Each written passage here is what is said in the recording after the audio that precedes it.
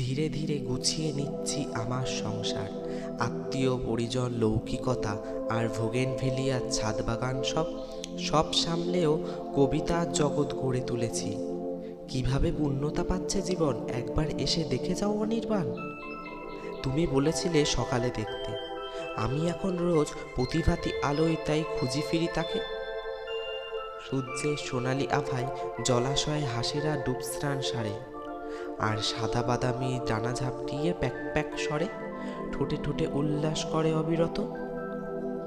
একটু সময় দিলেই সেজে উঠবে তোমার ক্যানভাস, তুলির টানে রঙের ছটাকে রাঙাবে চিত্রপট।